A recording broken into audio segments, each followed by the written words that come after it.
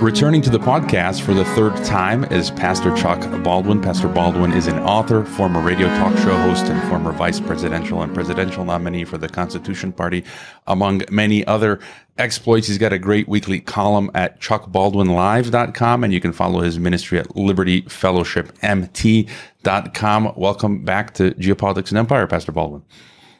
It's great to be with you again. Thank you. I guess first question real quick. I know you've had some health issues. How are you doing there? Doing much better. I lost my voice during a surgical procedure. And it's been a long struggle, but the short version is that my voice is back to about 90% of what it was before the injury. And so I'm definitely doing a lot better. And every other way, I'm doing fine. That's good to hear. And I do try to keep up with your sermons and ministry over at Liberty Fellowship. So, your weekly columns, I've been loving them. I think you've been hitting the nail on the head. And so I wanted to get you back on because I see eye to eye with you on many issues.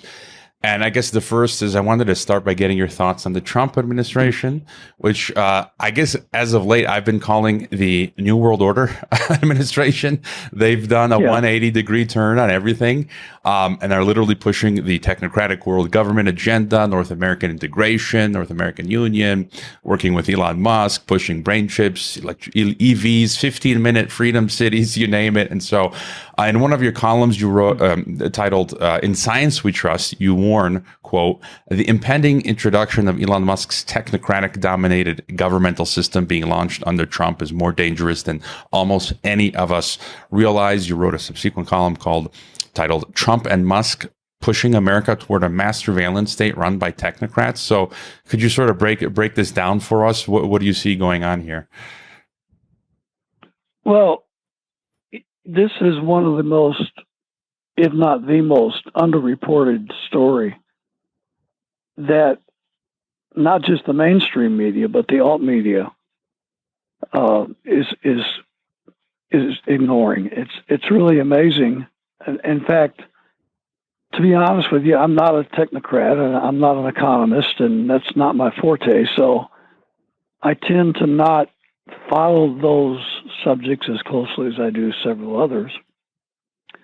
But Clayton Morris, a former Fox News host and now has his own podcast, Redacted, as you know, and I follow him, and he had an outstanding economist / technocracy expert named Derek Bros on his show, who outlined something that I hadn't really heard of, and so I was forced to delve into it a little bit, and what I found just really surprised me in that I did not recognize, and this would be, I think, probably most conservatives and evangelicals, the ones who voted for Trump, have not been aware of either.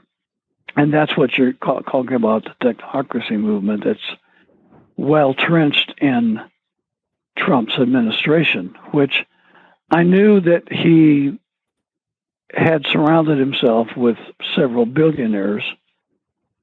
Donald Trump has always been infatuated with money and wealth and power. I mean, that goes back to his childhood, his upbringing. New York real estate developer, his father's influence, created within Donald Trump I think, more than fascination with wealth and money and success. I would maybe even call it idolatry. But I think most of us probably recognize some of that. I was not aware as to just how much he had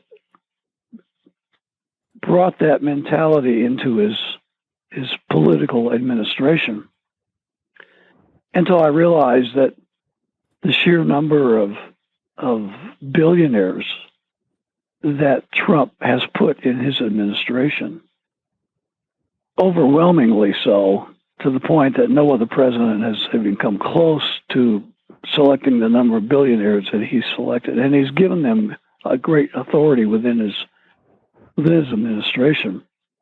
Elon Musk, of course, is one of the biggest military-industrial complex contractors on the planet.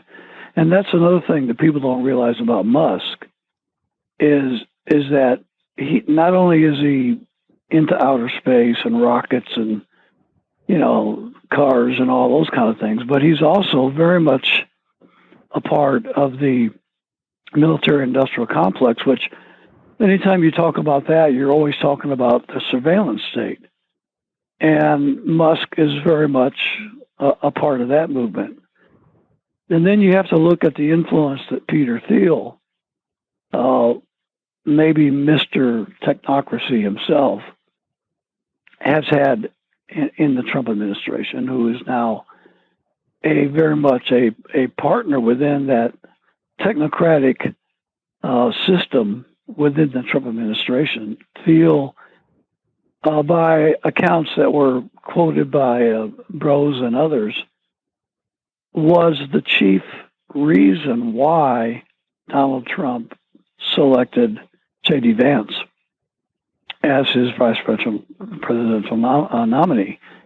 And, of course, when that happened, everybody was stunned because he was just not even considered as a major candidate for that position until Trump made the announcement that he was the man. So people didn't really know where that came from. And, you know, evangelicals especially don't tend to question anything when it comes to Republican presidents. They just accept carte blanche anything they say and anything they do without reservation and without question. So, you know, of where did J.D. Vance come from? Well, come to find out, is in the articles that you are alluding to, I discovered that it was Peter Thiel's and Musk as well who convinced Donald Trump to select J.D. Vance. And the reason for that is that J.D. Vance is an acolyte of Peter Thiel. And this goes back to his days at Yale, whenever he was exposed to the philosophy and the teachings of Thiel. And they became fast friends. In fact, whenever J.D. Vance ran for the Senate, it was Peter Thiel's money that literally bought him his Senate seat. So he is a virtual toady for Peter Thiel and the whole technocracy agenda. And so whenever it came time for Trump to select his nominee, Thiel and Musk said, you got to get J.D. Vance. So he picked J.D. Vance. So J.D. Vance is seen as the future of the technocratic industry, if you want to call it that. And I think that really he is the one that's going to take whatever Trump is able to accomplish in this term to the next level when he's elected in 2028, if there's an election in 2028.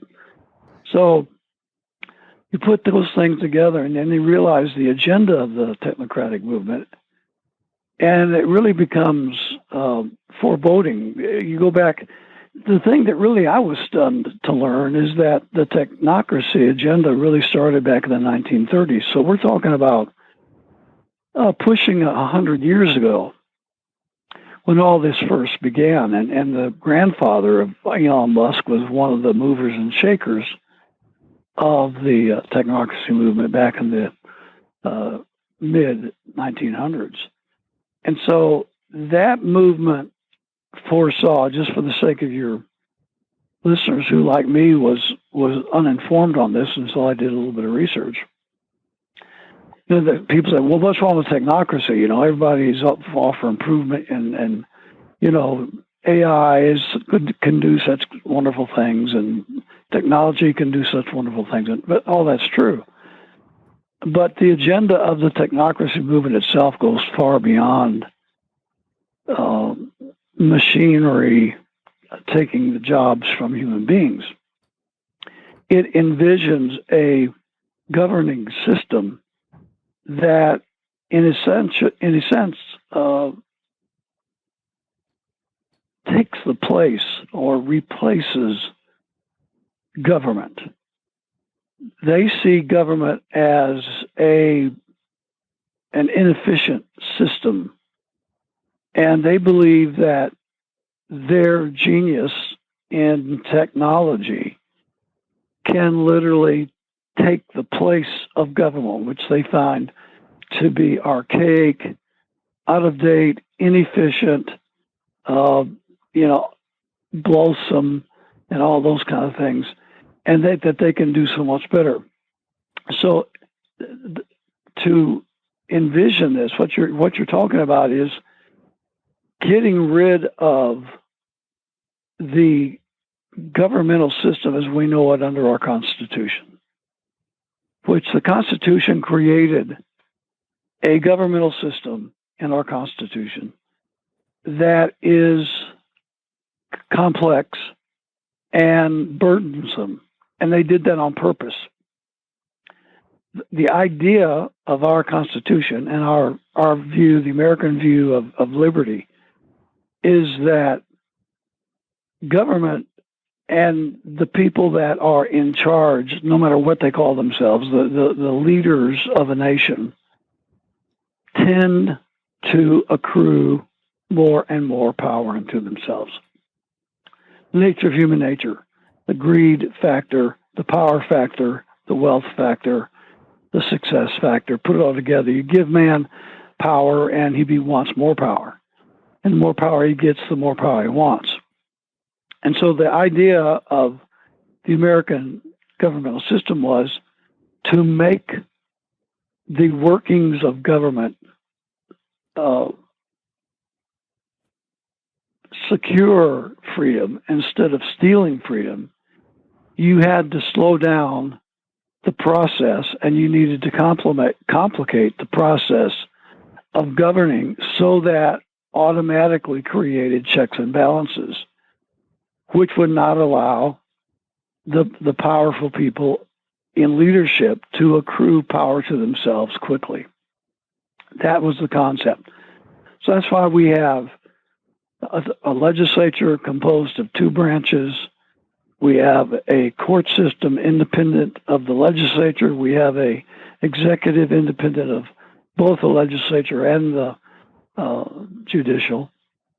And those are to serve as checks and balances. It takes, under the constitutional system, it takes time for things to develop. And that's the way they wanted it, because otherwise you have an oligarchy at the least, or a monarchy at the worst, that can quickly steal the liberties of the people without opposition. So anytime you hear people complaining about gridlock in Washington, then they need to realize that gridlock is what we want. Gridlock, it means the system is working. The constitutional system of government is working. It's slowing down the ability of the would-be tyrant to steal our liberties and put us all into cages. So the technocrats find all of that as being outdated and burdensome, archaic, and inefficient. They look at constitutional government as being an inefficient form of governing. So their idea is to replace government with technocracy. And that involves reducing government to a level of which the private sector, namely the technocrats, would be able themselves to usurp the authority under the Constitution of the members of the government, which have been elected by the people, of course. So a lot of this talk that Musk is doing with Doge and all this about decreasing the size and scope of the federal government, which is in one way very good, because we all know there's a lot of waste, and we know that there's a lot of bureaucratic, nightmarish things that have been evolved over the decades and in 200 years of American history that has a bloated bureaucracy and that needs to be trimmed. We all understand that. To bring it in line with a constitutional form, which has been the problem. The problem is not the bureaucracy itself. The problem is that the American people, and especially the representatives Congress, have allowed, excuse me, have allowed the bureaucracy to take on extra constitutional authority and have become an authority unto themselves. That's the problem. So what Musk is and the people that voted for Trump think Musk and Trump are doing is cutting the bloat and cutting the excess and doing the good things that need to be done about trimming federal spending, etc. But what they don't see is what's behind a lot of what Musk is doing is reducing the federal bureaucratic system, which takes control of the system out of the hands of the Congress and the elected people in government. And that's the worrisome part. Because what are you going to replace it with? Well, what Musk and his ilk, Peter Thiel, Larry Ellison, and so many of these other guys, what they perceive is a privately run governmental system joined with what's left of a political system and running the country, which means you no longer have a constitutional republic. You no longer have the need of elections. You know, it's one interesting thing while I was on this subject.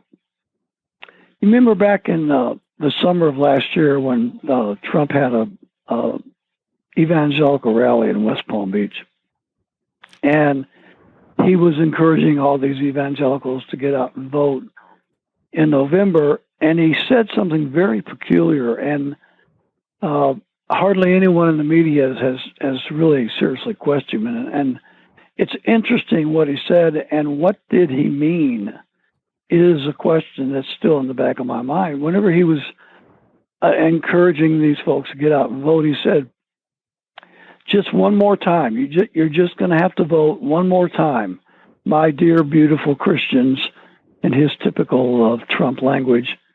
You beautiful Christians, you've got to go vote for me one more time in November 2024.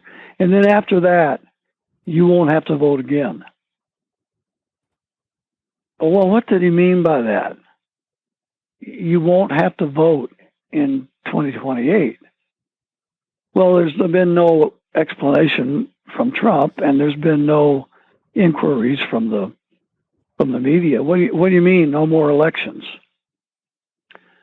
I don't think everybody knows that Trump has a reputation for shooting from the hip and says what are perceived to be stupid, outlandish, idiotic, moronish statements.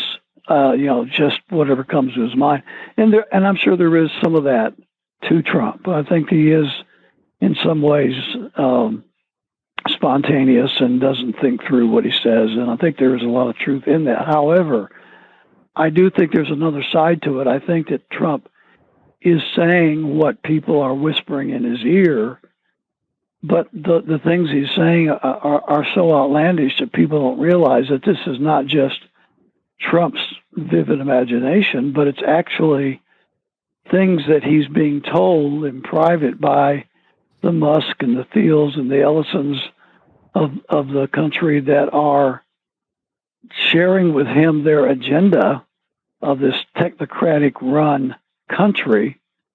And he's saying it but it's so out, out in space that most people have no idea what he's talking about, and so they look at it as that's just Trump being Trump.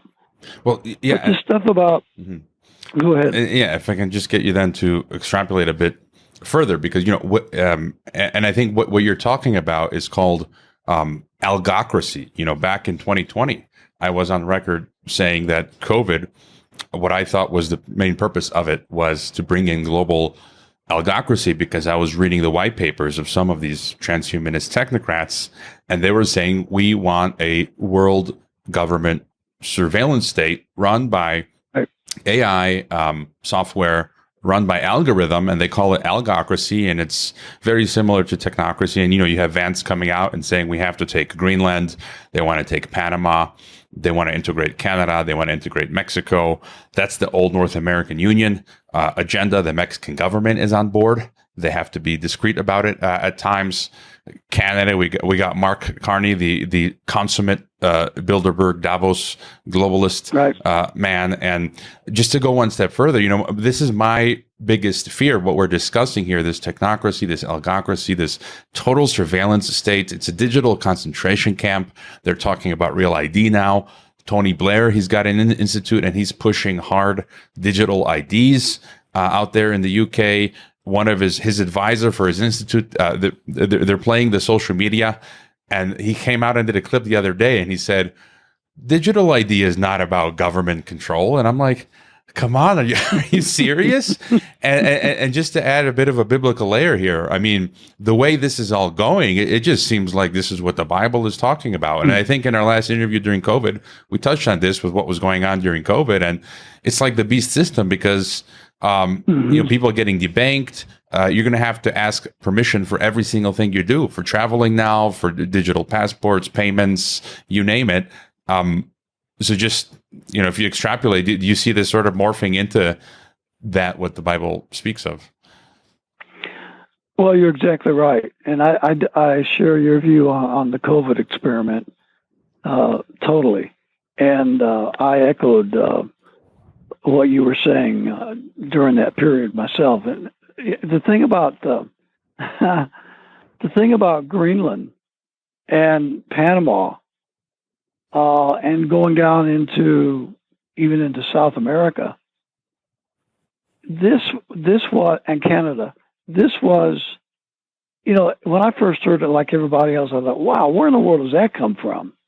Well, then when I'm doing the research for those two columns that you referenced at the beginning of the program, I found out that back in the original technocracy movement back in the 1930s, they listed the nations that needed to be integrated into this zone.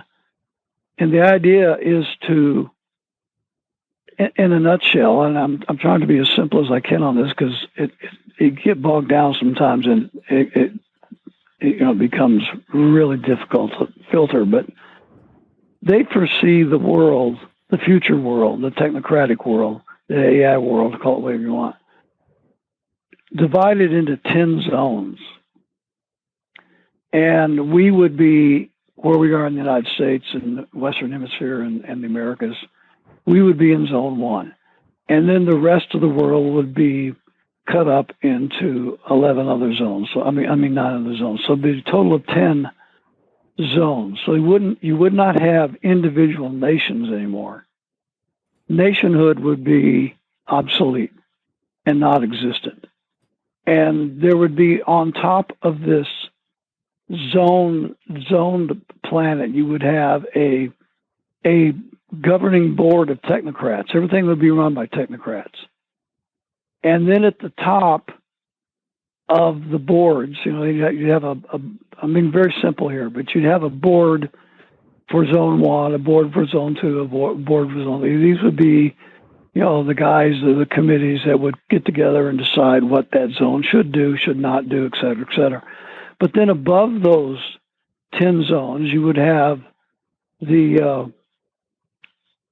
I forget the title that they'd given the guy, but he would be the chief technocrat of the world. So, in essence, you would have one man, one technocrat, somebody like Musk, who would be the world dictator, who would dictate to the 10 boards over the 10 zones of the world, and that's how the world will be run. And you would get, you wouldn't need government bureaucracy. You wouldn't need a government Congress.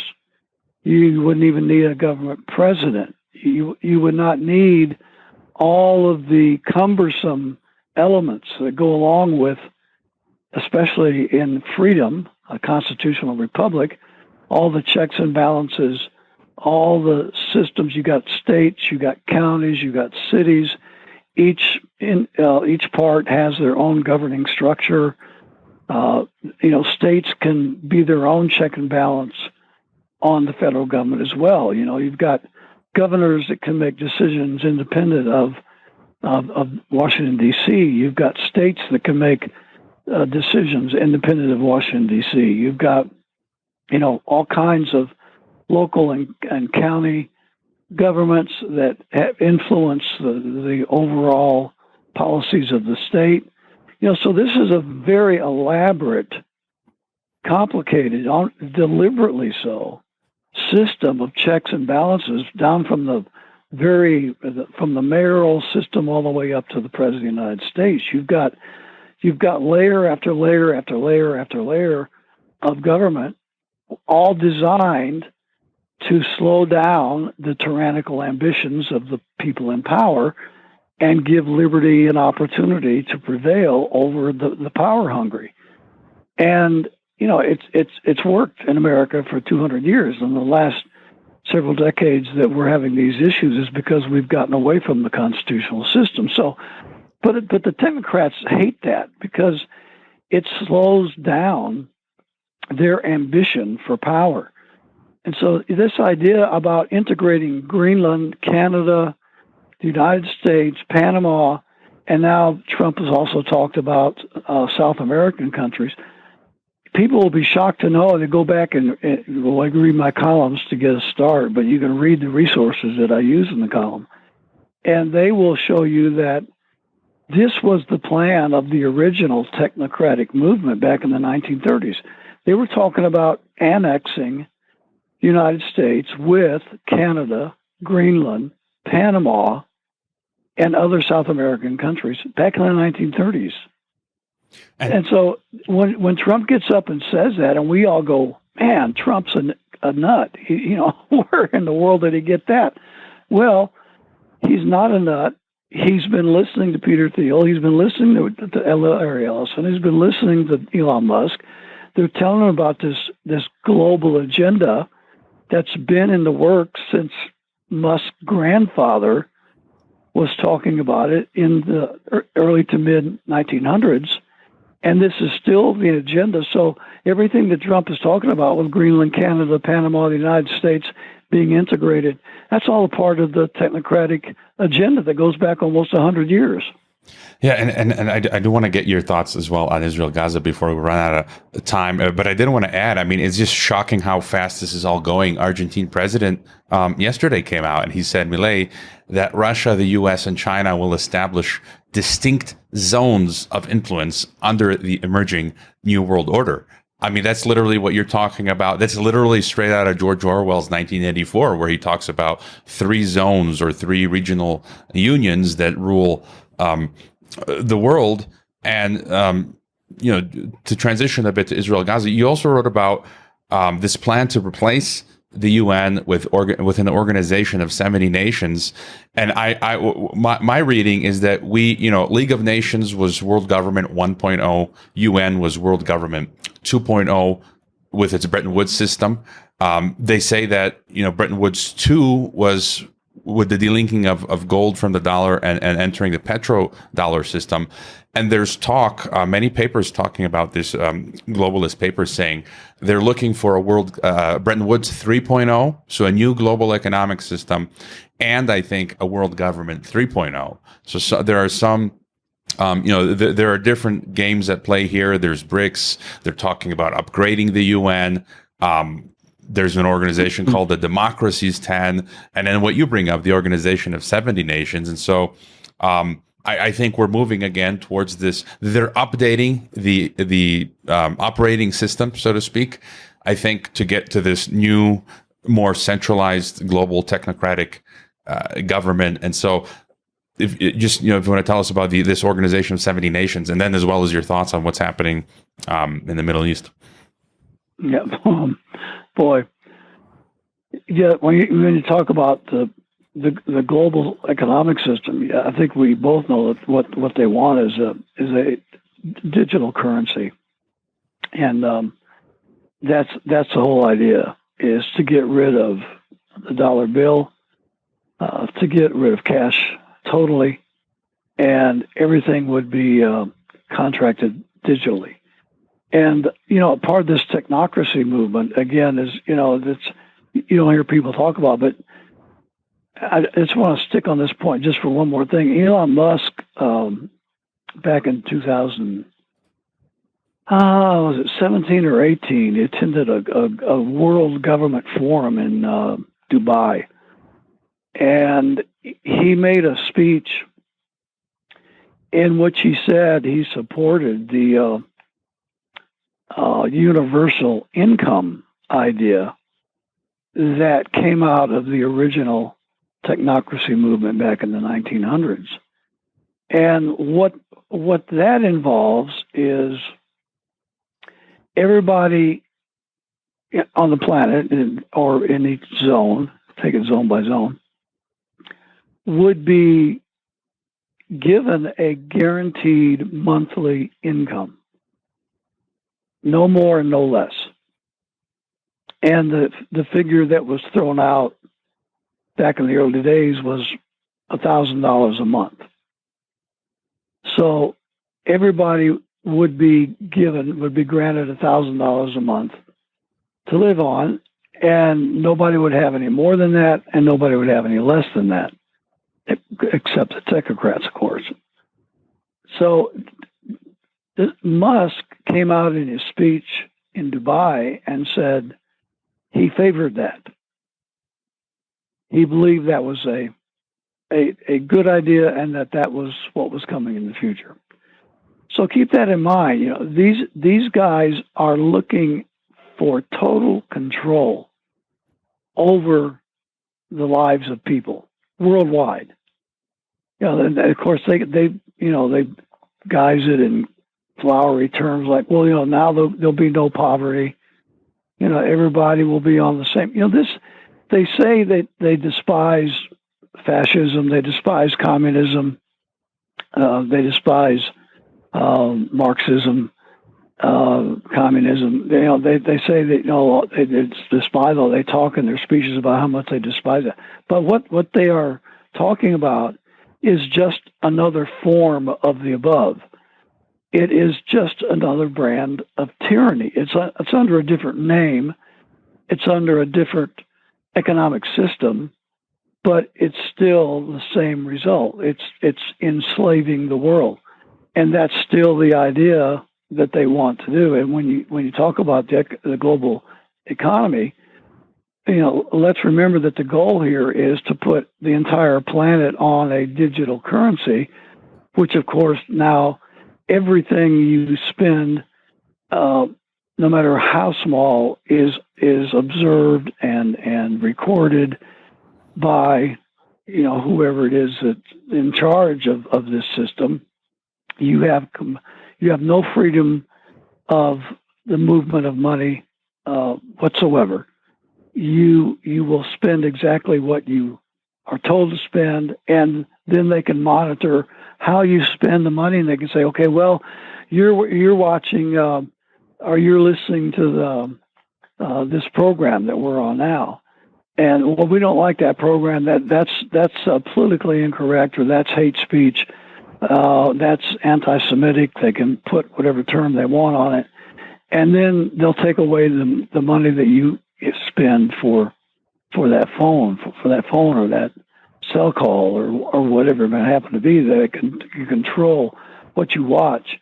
They can control what you listen to, where you go, the activities, what church you attend, what what organizations you're a member of, what social clubs you go to, and if they're not in the approved criteria, then you are no longer allowed to participate in those, and they can just cut off your digital money supply so that you can't afford to do that. I mean, that's the kind of thing that they are headed for. Trump is a big part of this ideology. He likes it, and he is doing what he can to jumpstart this in his administration. Now, when we talk about the League of 70 Nations, the United, in my view, and I have a little bit different view of the UN from most conservatives, and of course, I'm very familiar with the John Birch Society, and in fact, I was a keynote speaker along with Ron Paul for the JBS 50th anniversary a few years ago. And so I've got a lot of good friends in JBS. I've attended a lot of meetings with these guys, and I know them very well. And I know their idea about the UN, and in one way I share it, that the UN is a globalist institution designed to merge nations of the world, et cetera. And I believe there's legitimacy in that, and I despise the UN. And you're right, the League of Nations was, 1.0, and the UN is 2.0. But my take on the UN is I believe that the UN was created primarily for one purpose, and that was to bring Israel, the Zionist state of Israel, into existence. It was the United Nations that created the state of Israel. And I believe that's what their primary intention of the UN was to do. And they accomplished that. And ever since that, the UN has been, I don't know how to describe the UN. It's a toothless montage of talking heads that get together and they have no real power. The UN, the idea of the UN Army and all that, they've had peacekeeping missions and so forth and so on, but it's been, again, according to the globalist planners who intend to enforce globalism, you've got to have an entity with teeth. And the UN has failed in that area. And right now, the UN has probably never been weaker than it is at this very moment. I mean, it's just almost, I could say, irrelevant to I mean, look at the Middle East, look at Europe, look at Ukraine and Russia, and what is the UN doing about any of it? What can the UN do about any of it? It doesn't matter. They can pass resolutions, they can make public statements, give speeches, but they have not fulfilled the vision of the globalists for an institution that could provide power in enforcement. And so I think personally the UN is on its way out of necessity. And I think the globalists, especially the technocrats, are looking for a replacement of the UN, an institution that will have more teeth. Now, the 70 Nations, this is a totally and thoroughly a Zionist creation. This was the product of the reincarnated Jewish Sanhedrin that exists in Jerusalem, Israel. And so this is a Jewish/Zionist institution from top to bottom. But let's not forget that many of these globalists that we're talking about, the billionaire class, the technocracy class, the Musk class, the Thiel class, much of this class of individuals is comprised of Zionists. I don't know what the percentage is, but I would be willing to say that it's at least 50%, if not more, of this globalist class that we're alluding to today include uber Zionists. People may be surprised to know that the billionaire class of Zionists collectively in 2024 gave Donald Trump over $1 billion with a B, over $1 billion for his political campaign. That was just the Zionist billionaires. We're not even talking about the technocrat billionaires outside of the Zionist movement. We're not talking about the military industrial complex lobby, which is huge in Washington. We're not talking about the other special interest groups. We're talking about just the Zionist lobby. Over $1 billion. So this is a very powerful organization. This is why this is why Donald Trump and Joe Biden and the Democrats, save only a few, and the Republican in Congress, that's why they do anything that Benjamin Netanyahu wants them to do. They cannot say no to Israel. They cannot say no to Netanyahu. And Netanyahu has dragged America into war after war after war in the Middle East since George W. Bush the first time, 2000. So we have been in incessant, perpetual, nonstop wars for Israel for over 25 years, going on 30 years. You go back to the days of Bill Clinton. And the reason for that is nobody can say no to Benjamin Netanyahu. Well, it's not because of Benjamin Netanyahu. It's because of the Israeli lobby that he represents. And so they cannot say no to him. So we've been in war, and we're in war right now in the Middle East because of the Israeli lobby. The Israeli lobby would have no power, in spite of its money, if it were not for Christian evangelicals. And this is the part where I get passionate about. The Zionist monopoly over Washington, D.C. and the news media could end overnight if the evangelical pulpits of this country would wake up to the hellish, devilish, Scofield system of prophecy and see the Bible for what it really teaches and understand the new covenant and preach the truth about the new covenant and how it relates to prophecy and what Israel is in truth under God's word, and stop supporting this atheist, devilish Zionist system that sees the Jewish people as a supremacist race above all the Gentile races of the world. And as far as Netanyahu is concerned, he talks about the Palestinians being the Amalekites. Well, we in the United States, we're the Amalekites. Every Gentile, every non-Jew is an Amalekite. And this is nothing less than a Jewish supremacist movement. But the League of 70 Nations is a creation of the Zionist movement.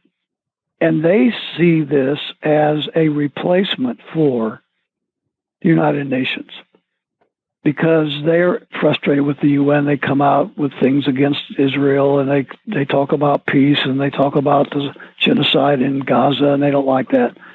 So they want to create a League of 70 Nations that would be controlled by the billionaire Zionist class, which would have teeth. It would require the military establishment, the political establishments of the nations of the world to comply with the orders of the court of which is basically what it is, a court system. It's not just a diplomatic system. Like the UN is basically a diplomatic system. The League of the 70 Nations would be a court system. They would rule as judges, like the International Criminal Court. This would be a court system that would be global in scope, and that the member nations would all agree to submit and carry out the decrees of the court.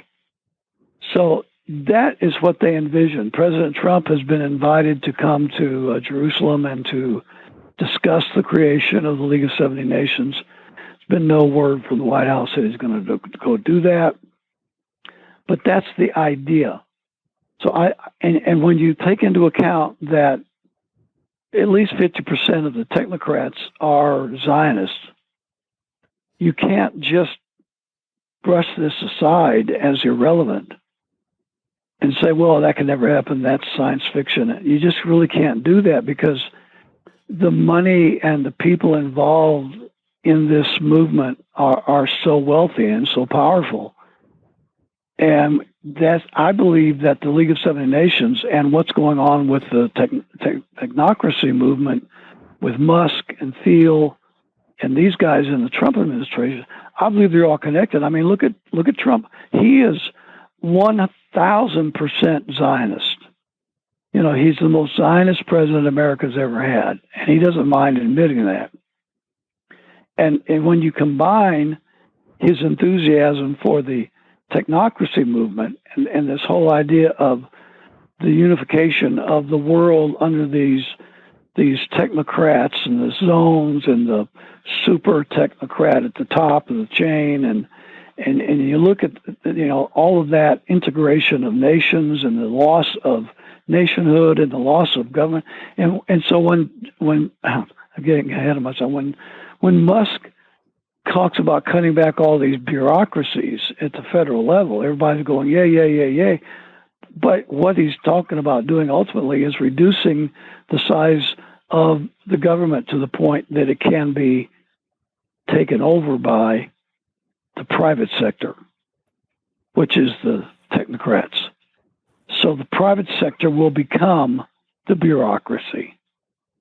Now, I don't know about you, but the idea of a nation being run and led by private individuals who are not elected by the people, and the entire constitutional system of electing our representatives and the checks and balances that are created throughout the constitutional system of government, and replacing that with a bunch of billionaire private industrialists that would now be known as technocrats, and they would be the government. That sends chills up my spine.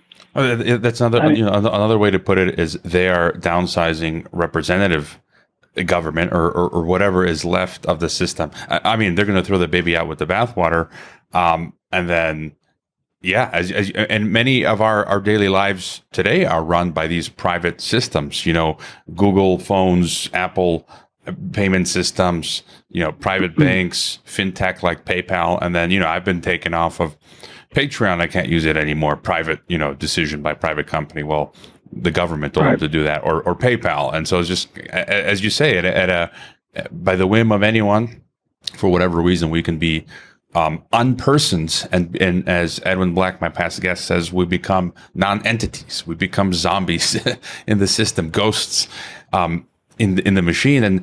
And to get back just to, you know, Israel and the Middle East, we see these. You wrote a piece last year talking about deep state provoking war worldwide. We've got Yemen, Iran, Russia, China. So do you think they'll take us to a third world war? And just, you know, to hit on that point again, you wrote not long ago, you said, shame on any Christian who would use the Holy Scriptures in either Testament to condone and justify mass murder, ethnic cleansing, and genocide being committed by Israel or by anyone. You know, I still haven't fully fleshed out my own theology on this, but, you know, I've had on guests who are mainline evangelicals, and they seem to give a blank check to Israel. And, you know, there are Palestinian Christians, for example, that are being murdered. And it's just like, I can't, it's a bit of a cognitive dissonance, you know, how do you square that circle? So, a thought there, and then Yeah. do you think they'll take us to a third world war? Well, what you're describing there is the ramifications of Scofieldism. We could spend a whole other hour on this topic, but before the Scofield Reference Bible was produced in 1907, the Christian world did not have a prophetic, futuristic view of prophecy. Historically, the church for 1,800 years, believed in a second coming, and there were debates about how the second coming related to the millennium, but it was still the second coming. Scofield came along and he introduced this two-stage return of Christ, which included a rapture. And most evangelicals put that rapture before the tribulation. There's some that say it's a mid-tribulation, some say post-tribulation, but it's still a rapture. So they've taken the doctrine, and I went into that in that message that you referenced in the column I wrote on that behalf. I went into depth to describe the teaching of Jesus on the resurrection. And the teaching of Christ on the resurrection is very, very clear. There's one resurrection at the end of time, at the last day.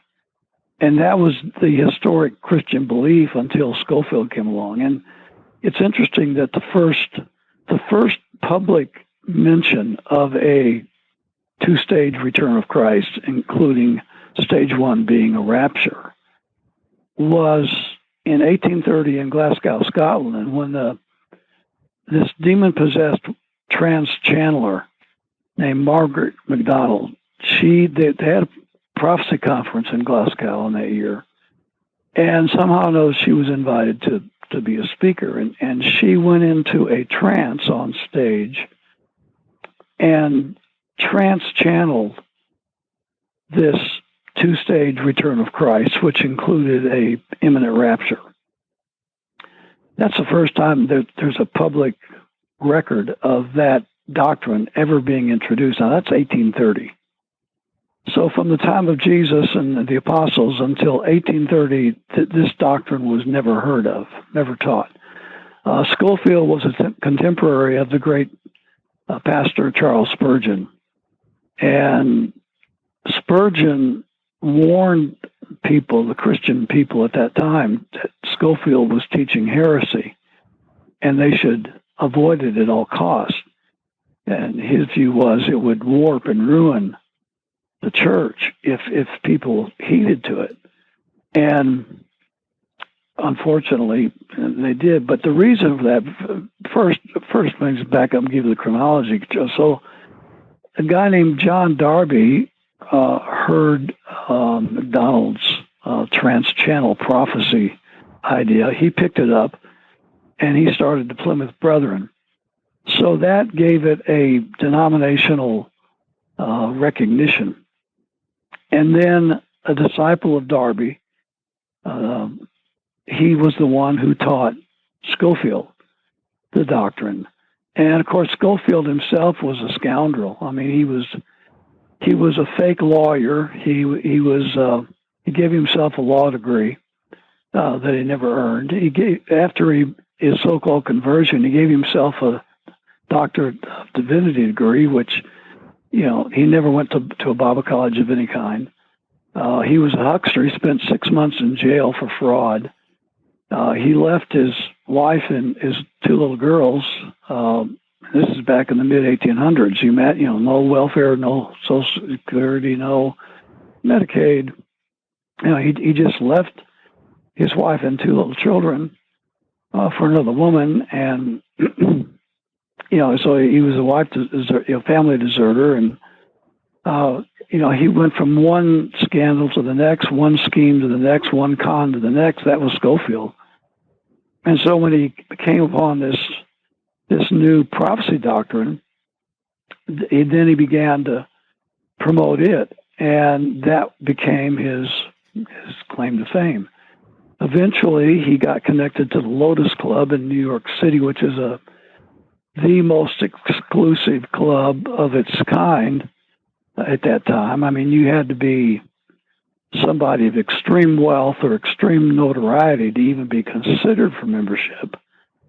And but somehow he was able to become a member of the Lotus Club, which then he was introduced to some of the wealthy Zionists from Europe, and they concocted the idea of creating this Bible in which the notes of the Bible would prepare the way for what became the Zionist movement and the creation state of Israel.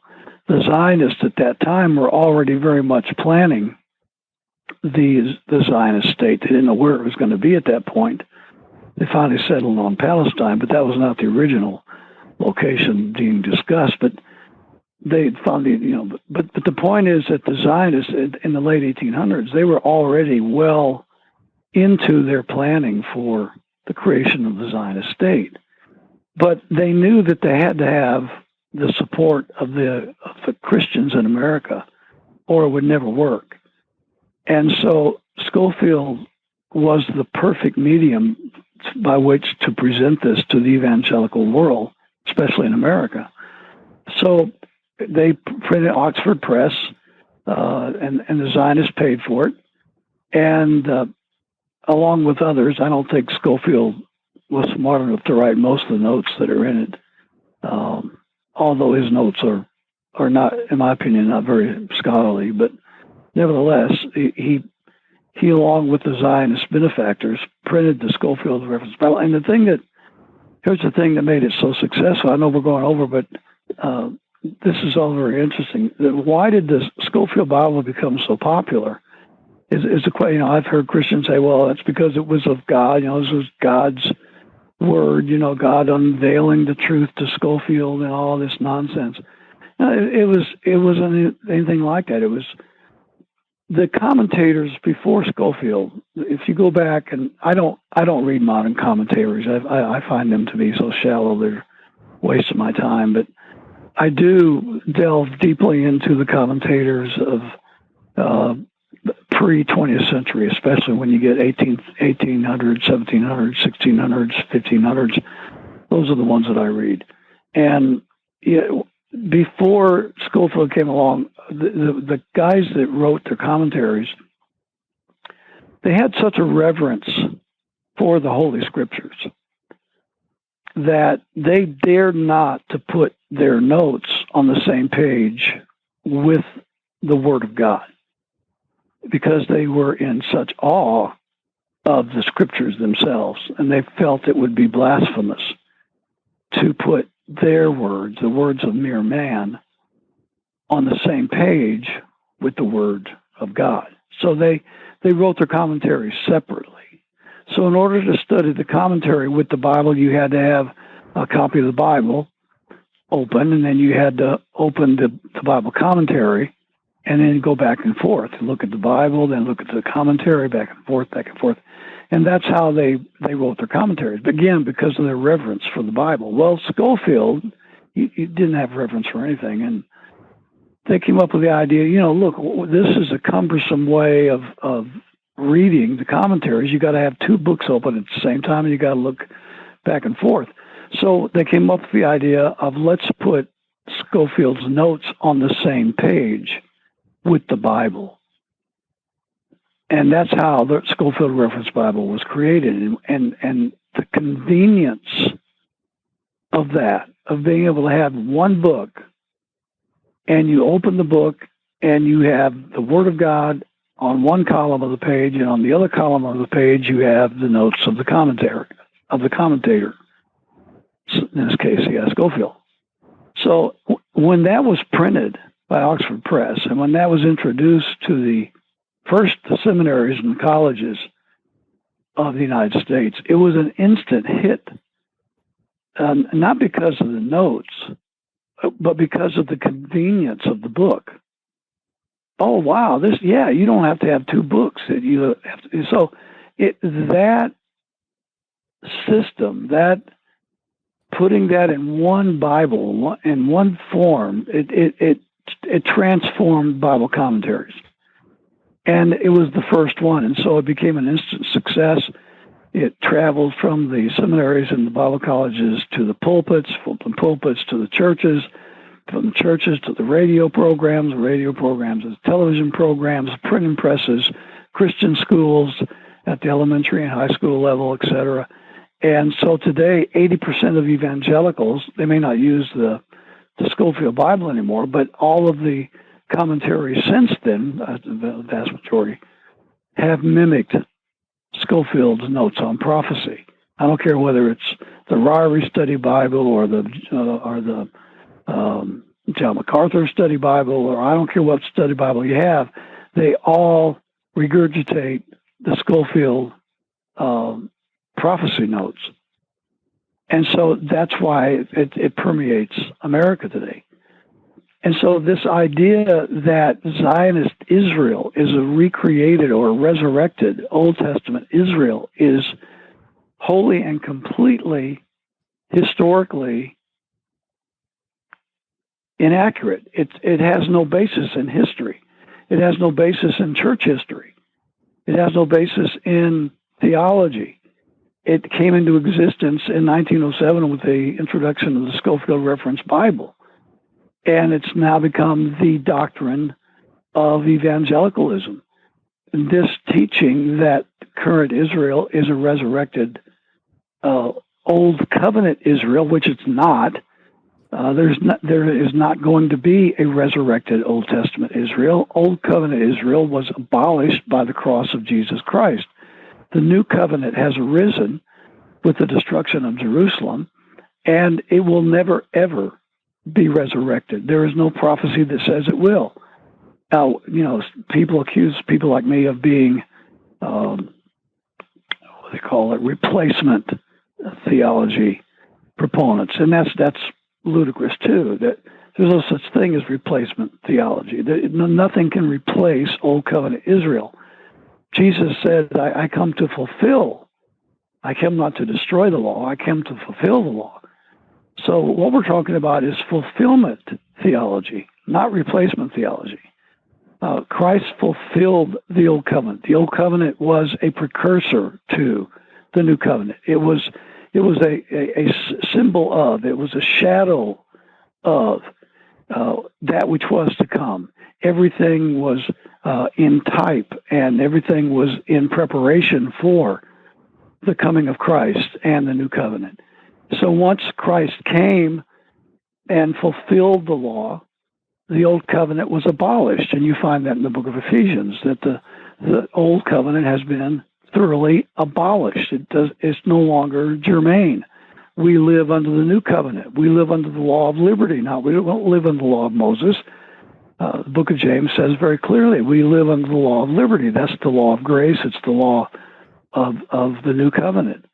And so we have an ignorant Christian people that are still living in the Old Covenant. And as a result of that, this Israel, this Zionist atheist state that hates Jesus Christ and hates Christians and hates the New Testament, and if they could crucify Jesus again, they would do it. And they call the people of Palestine Amaleks, and they say they're animals and subhuman, and that's exactly how they treat all Gentiles, but especially Palestinian Gentiles. And it doesn't matter to them whether they're Muslim or whether they're Christian. The Christians and the Muslims in Palestine lived in peace together for over 1,000 years. These Palestinian people in Gaza and the West Bank can trace their ancestral lineage to the land back over 1,000 years.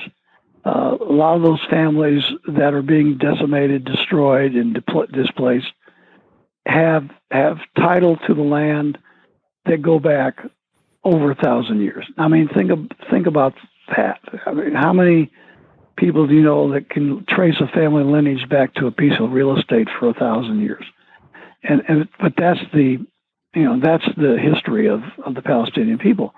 And whether they're Christians or whether they're Muslims, they're a peace-loving people. I've been there. I've seen the people. I've talked with them.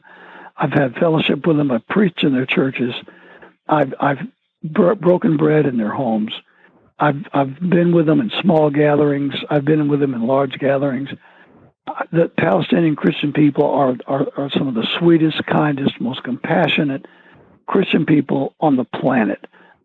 They put American Christians to shame in their spirituality. They're some of the sweetest, most wonderful people you will ever meet. And they have lived side by side with the Palestinian Muslims for over 1,000 years. It doesn't matter to Benjamin Netanyahu and the Zionist government whether they're Muslim or whether they're Christian. They're just Amaleks. They're just animals. They're non-Jewish, and so we can slaughter them like animals. And that's exactly what they're doing. But they couldn't do that except the Christians in America buy into it. And that's why I'm preaching the series that I am, and I have 2 messages preached so far on the Amaleks and the whole history of Old Testament war. And I go into detail to describe Old Covenant warfare and the laws that Jehovah gave to Israel regarding war, and what about the Amaleks and the 7 Canaanite nations and all of that. And I go into that. But the people here in America today, they say that all this is for today, that they are Amaleks or they're Philistines, and Benjamin Netanyahu is like David, the king, and this is an Old Testament, Old Covenant recreation going on that they believe is real, and it's because they have adopted this, in my opinion, satanic prophecy perspective of C.I. Scofield, which was nothing more than a precursor to the Zionist state. And Christians have bought into it. If the Christians would ever see the truth about the New Covenant and the abolishment of the Old Covenant and what the Bible really teaches about Israel, true Israel, it's Israel of God, Galatians chapter 5, which is not Israel, it is all that come to faith in Christ. The book of Romans, the book of Galatians, the book of Hebrews is all about that.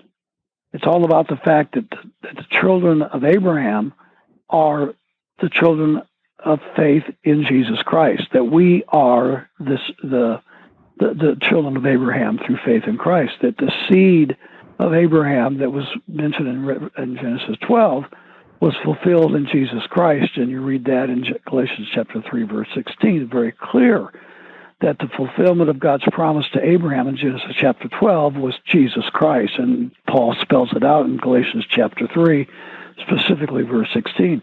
So the seed is Christ, and we are children of Abraham by faith in Jesus Christ, and that's the book of Romans and book of Galatians and book of Hebrews. But they just don't get that. They preach around it, they explain it away, they ignore it, and they teach this Scofield Old Covenant theology, and they apply everything in the Old Testament today. They're still living in the Old Covenant. They're living in the Old Covenant. They've never caught up to the fact that Jesus was crucified for our sins, that he made all of us one in Christ. There's neither Jew nor Gentile. There's neither bond nor free. There's neither male nor female. We're all one in Jesus Christ. They've totally missed that, and they think that Israel can annihilate, they can rape, they can pillage, they can torture, they can kill little children by the thousands without remorse, without any batting an eye. They can actually laugh and jeer and gloat over the death of little babies and boys and girls and innocent women and old men, and they can do so with impunity. And the church in the United States, they applaud it. And you say, well, do you not know that maybe 20 to 30%, and 30% might be a little high, of the percentage of the Palestinian population is Christian people, and that these people are being slaughtered along with the Muslims, their neighbors? Doesn't it bother you that this pagan atheist nation is destroying Christian people? your brothers. You're commanded to love your brother. The Bible says if you don't love your brother, you're not in the member of the family of faith. How can you tolerate, condone, and cheer for the murder of your Christian brothers and sisters? Just because they're 3,000 miles away, that justifies it? I mean, I can't. I think we can't disagree with you there. When you say some people see Netanyahu as David, I think it's undeniable that that's laughable. I mean, we look during COVID. Netanyahu treated his own citizens of Israel as Amaleks by trying to push the COVID beast system upon his own population with the mandates and all that. So that sort of gives away the game there. And my biggest fear of everything that you've discussed is it's got a negative impact on the gospel, and it turns many people away increasingly from Christianity, because now they're seeing, Amen. As you described, they throw the baby out with the bathwater. And even now in independent media, the podcast space, alt media, there's an increase now of people moving away from Christianity. This is one of the reasons. And people are becoming steeped in New Age, Gnosticism, Luciferian theosophy. And they're using what's going on as proof to say, increasingly, I'm having, listeners and people say, the God of the Old, this is Gnosticism from ages ago. They're saying the God of the Old Testament is Satan, the demiurge who's got us trapped in this, matrix, and all this Israel stuff has to do with that. And so I think it's having a huge negative effect. And so, and any closing thought for us? I fear Trump came out recently. He said that they're going to have military action against Iran, and that Israel's going to lead that. And I don't know if they're going to use that to try to achieve their goals, or use that to achieve the third iteration of world government, the third temple. So final thoughts for us there. Well, I totally agree with you. Totally agree with you in your assessment about the overall impact that evangelical support for the genocide in Israel has had on people, that it's driven them away from Christianity. I absolutely agree with that. I think it's undeniable, and statistics support it. People that aren't saved, that don't know the Bible, they don't understand all of it, and they're seeing the callousness, the coldness of Christians to the plight of the Palestinians in support of the genocide. And they're saying, if that's Christianity, I don't want it. And I don't blame them. I mean, I really can't blame them. It's abhorrent that so-called Christians that supposedly believe in Christ as the Prince of Peace, and they supposedly preach the gospel of peace, and yet here they are maniacally supportive of genocide, ethnic cleansing, mass murder, deaths of innocents, and the people of the world that don't know Christ are repulsed to the nth degree. And I totally get that. I think that is another evidence of the serious error of evangelicalism in supporting this, is by the damage that they're doing to people that aren't Christians and are being repulsed to the point of, I don't even want to talk about being a Christian, because this is what you, and the other part you talked about, I've noticed that too, that the Gnostic belief of, the Old Testament God was not the God of heaven, he was Satan, or it was a false book, and Yahweh, it was evil, and all that. They don't even recognize the glory of what the Old Covenant taught in preparation for the New Covenant, in preparation for Christ, and the fact that Jesus had a lineage, which was very important for him as Messiah, which all came through the line of Noah and Shem and David, and on through the Old Covenant period up to the point of when Jesus was born, and all of the lessons that we learn from the Old Testament.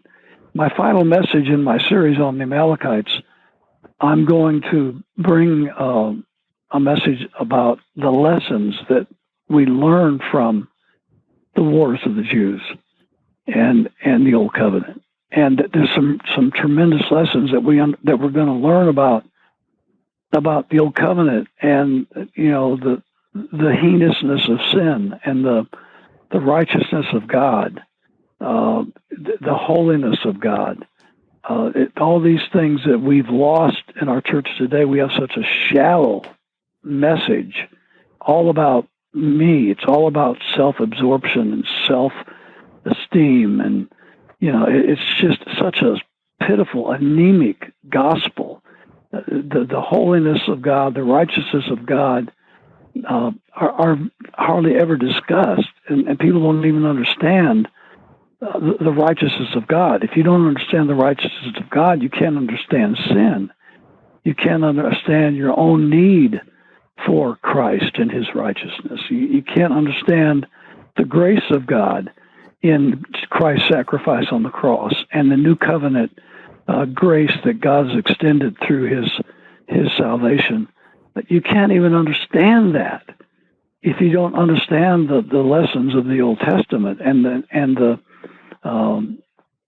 things that God showed us to prepare mankind for the new covenant, to prepare mankind for the cross, his resurrection, and the new covenant church. That everything fits together perfectly. But this Scofield evangelical gospel that's being preached today is ruined all of it. It's destroyed everybody, even Christians. It's destroyed their understanding of the whole counsel of God, which includes the Old Covenant, the Old Testament. So my message will focus on that. So I just want to echo your assessment. I think you're absolutely. As for Iran, if Trump chooses to go to a hot war with Iran, and the only way it could do that would be to launch nuclear missiles. That's the only way it could do it. Conventional weapons would not take out the nuclear programs that are so deeply embedded underground in several locations in Iran. If Trump decides to do that, the consequences would be catastrophic worldwide. There would be no global economy. Overnight, the global economy would collapse. Oil would escalate tenfold, maybe more. Inflation would be to the point that people would not be able to afford basic food items. The flow of goods commercially around the world would almost stop, seriously curtailed. Israel itself as a nation would be destroyed. It would no longer exist. We wouldn't be talking about it. No matter what happened to Iran. If Iran was destroyed, it would not die before it destroyed Israel. It would not die before it blew up the oil refineries at the port of Hormuz. The flow of goods east would cease to exist. China depends upon the port of Hormuz for its oil. China would not sit back in total indifference. Neither would Russia. Russia looks at Iran as the southern tip of its border, not that it's part of Russia, but it is an ally of Russia, and Russia needs a stable, secure Iran for its southern interests. And they just, of course, came together and made a treaty together, which included military, but we don't know the details of it. But the point is that if Trump was so stupid, and I wouldn't put it past him because I don't think he is very bright. Everybody says he's real smart. He went in bankruptcy 7 times, was bailed out by the Zionist billionaires every single time. I wouldn't call that smart. Anyway, if he's stupid enough to launch a nuclear war against Iran, the result would be so devastating globally that it would be difficult to describe. I just hope and pray that he's not that stupid. The problem with him is he's so impulsive and shallow in his thinking. He's inclined to go with the billionaires that support him in the Israeli lobby, and Mr. Netanyahu is a demon-possessed madman. And I stand by that statement. I'll say it again. Netanyahu is a demon-possessed madman. He's definitely got the look. No matter what America's plans might be in terms of caution and sensibility, and what about the results, and no matter if Bibi looks like Trump isn't going to go to war, if he makes some kind of a deal with Wickoff is over there right now talking deal with Iran, and if they come up with some kind of a deal, I wouldn't put it past Netanyahu to start the war on his own and then say to the United States, well, you've got to help me. And we would. That's the problem, because no president for the last 30 years has said no to Netanyahu, Democrat or Republican. Not a single president has ever said no to Netanyahu. And so if Israel attacks Iran because they think maybe the United States won't, so they do it on their own, knowing that the United States would support them and they would follow up, well, then you got the same issue. So it's not even in Trump's